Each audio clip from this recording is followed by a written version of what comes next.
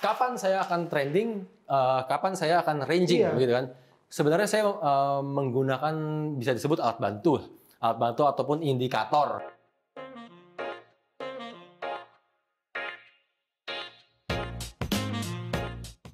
Bahkan yang nggak pakai stop loss sekalipun, mereka semua akan profit dengan sendirinya. Pak kan udah ngomongin ranging sama trending nih. Ya. Cara Pak Tito terapinnya itu gimana sih, Pak?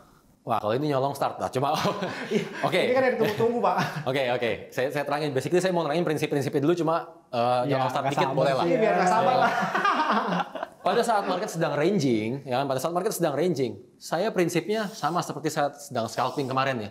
Saya kan menentukan dulu di mana strong resistance-nya, di mana strong support-nya. Ya, saat saya sudah menentukan inilah area market akan mondar-mandir, disinilah area ranging, disinilah area sideways. Kan setelah saya tarik seperti ini, apa yang saya lakukan? Ya sudah, setiap kali ada di bawah, ada di support, saya buy. Setiap kali ada di atas, saya sell. Sesimpel itu. Saya buy, target saya sampai mana? Mentok sampai atas. Saya sell, target saya sampai mana? Mentok sampai bawah. Kan? Yang berarti saya buy sampai atas, saya TP. Ya kan? Di saat yang bersamaan, saya sell. Sell, turun sampai bawah, saya TP. Di saat yang bersamaan, saya buy. Di harga yang sama, saya ulang-ulang terus. Ya situ-situ aja kalau lihat trading aja. Betul. Iya. Pak, tapi kan Bapak kan sering banget tuh entry sama exit di tempat yang sama. Iya. Apalagi kalau lagi ranging ya Pak ya. Iya. Bapak nggak takut sama SL Hunter? Nah, tuh Pak, banyak soalnya kayak. Iya, SL Hunter. Banyak banget tuh Pak yang ngomongin SL Hunter. Bapak nggak takut, Pak? Enggak lah, kalau SL Hunter tuh intinya SL Hunter tuh nggak semudah itu untuk dilakukan oleh pihak broker. Ya kan? Gini deh, saya akan buatkan kalian, kita akan bahas khusus tentang SL Hunter di lain video aja. Biar ini kita nggak loncat-loncat ya. Ini kita tuntasin dulu, tapi saya janji saya akan bahas tentang SL Hunter. Secara detail, bagaimana cara broker melakukan SL Hunter. Oke, setuju ya? Setuju. Oke, kita lanjut dulu nih. Balik, itulah cara saya melakukan ranging. Dan kalau nggak sesuai marketnya gimana? Misalkan kayak di sini saya buy. Turun sampai sini ya saya di sini stop loss. Iya kan? Setelah stop loss saya ngapain? Benar dong? Saya ikutin tren. Dengan trennya gimana? Saya menerapkan market trend sekarang. Misalkan di sini saya sell, ya kan? Sampai bawah sini saya TP. Setelah itu saya menunggu konfirmasi, saya sell lagi. Di bawah saya TP lagi dan seterusnya. Diikutin terus. Diikutin terus, nggak peduli, nggak pernah merasa harga terlalu rendah. Ya kan? Begitu juga dengan saat posisi buy. Ya kan? Saya buy, di atas saya TP, di sini saya buy dan seterusnya. Ya kan? Nggak pernah merasa harga itu terlalu tinggi. Ingat, background saya adalah dealer. Dan saya tahu persis broker, market maker, mereka profit besar-besaran saat sedang terjadi tren. Ya kan? Sehingga kalau kalian lihat juga di video-video sebelumnya, account saya cenderung semuanya buy stop, sell stop. Ya kan? Yang sebenarnya saya nggak pernah merasa harga terlalu tinggi, nggak pernah merasa harga terlalu rendah. Selama masih masih selalu menjemput sell saya atau buy saya, ya saya ambil terus. Sampai kapan? Sampai stop loss. Gitu loh. Sehingga pada perbedaannya di sini, saat ranging saya selalu menggunakan buy limit dan sell limit. Di sini saya selalu menggunakan buy stop dan sell stop, alias sebenarnya di sini saya menganut prinsip breakout. Oh, ini metode yang di TF Kampus itu ya Pak ya? Betul.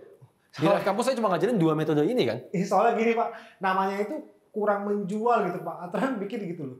Breakout sama stokastik, bikin breakastik gitu Pak. Biar keren aja gitu Pak. Terus kalau moving average kan MA. Sama stokastik jadi matic. Ya, matic manual. Enggak. Maksudnya gini loh, kan kalian kan kenal saya, tahu kan saya tuh kalau ngomong apa adanya aja. Kemarin saya ngomong scalping ya saya ngomong scalping. Breakout ya saya ngomong breakout. Bahwa prinsipnya, tekniknya adalah breakout. Saya nggak pernah permak-permak ini jadi sebuah metode yang JP out gitu kan. Ya nggak juga. Ya kan? Maksudnya aduh bukan gaya saya jadinya gitu. Maaf. Kalau misalkan trending, ini kan lagi turun nih. Oke. Tiba-tiba boom. Reversal, Pak. Oh, oke. Nah, itu gimana? lagi sell muncul reversal. Bikin galau. Bikin galau. Oke. Tips nomor 1 yang jangan pernah dilupain. Setiap metode punya probabilitasnya sendiri-sendiri. Jangan pernah kalian kombinasikan. Ya kan? Maksudnya begini loh.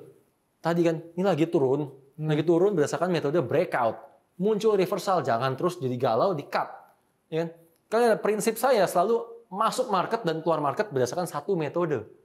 Bahwa saya masuk berdasarkan ranging, keluar juga berdasarkan ranging. Masuk berdasarkan breakout, saya keluar berdasarkan breakout. Saya nggak peduli di tengah-tengah perjalanan itu ada apa. Itu saya nggak pernah peduli. Nggak mau pusing lah. Muncul reversal, kayak muncul chart pattern, kayak mau ada, sekarang gini lah, kalau misalkan double bottom, terus gabung sama reversal, apakah naiknya jadi double?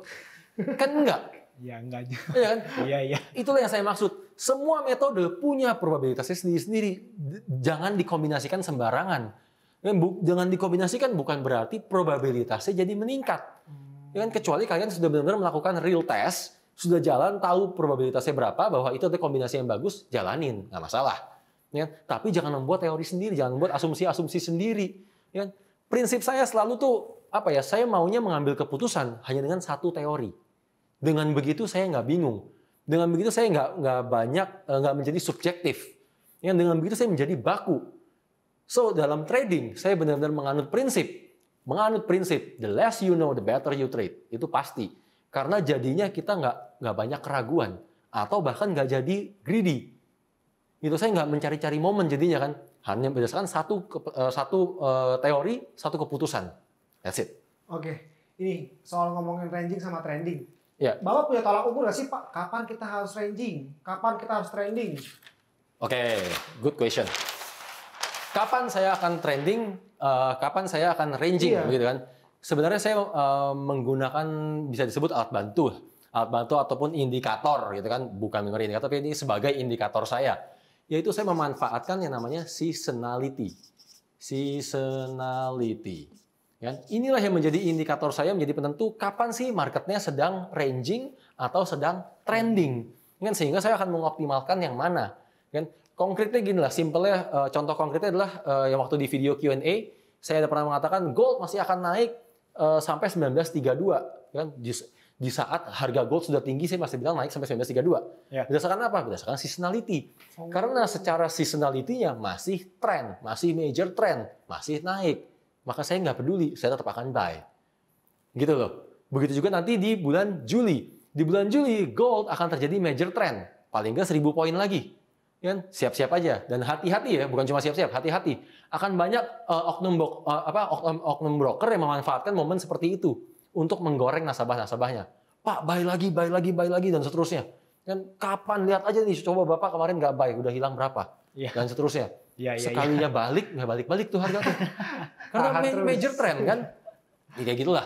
Dan ingat ya, seasonality ini bukan berarti berlaku di semuanya. Kalian juga kalau lihat di video-video sebelumnya, saya trading di pair yang itu-itu aja.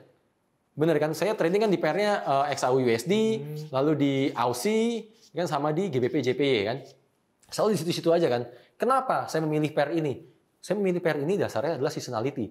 Seasonality-nya yang memiliki akurasi paling tinggi. Gitu loh. Jadi bukan karena saya suka sama gold, favorit sama AUSI, atau saya pengen aja sama GJ. Enggak. Saya nggak pernah memihak. Saya nggak pernah picky sama pair. Karena waktu scalping saya kebanyakan indeks.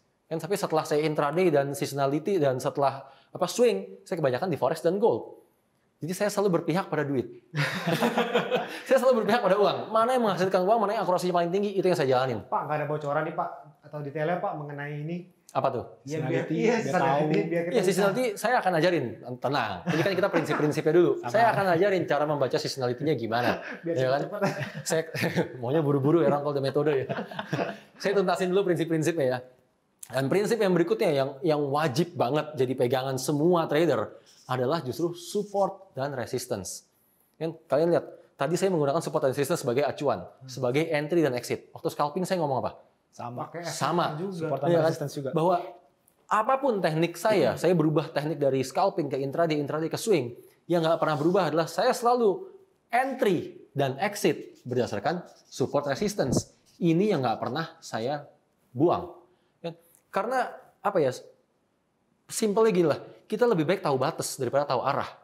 Ya kan? Ya, simpel ngomong, hidup kadang-kadang kelewat batas juga nggak apa-apa. Ya kan? Hidup kadang-kadang salah arah nggak apa-apa. Ya kan? Yang penting tahu batas. Ya kan? Sama, trading salah arah nggak apa-apa, yang penting tahu batas. Kalau emang udah nggak sesuai, harus berani cut. Gitu loh. Entry dan exit saya selalu mengacu pada support resistance. Nggak pernah mengacu pada feeling.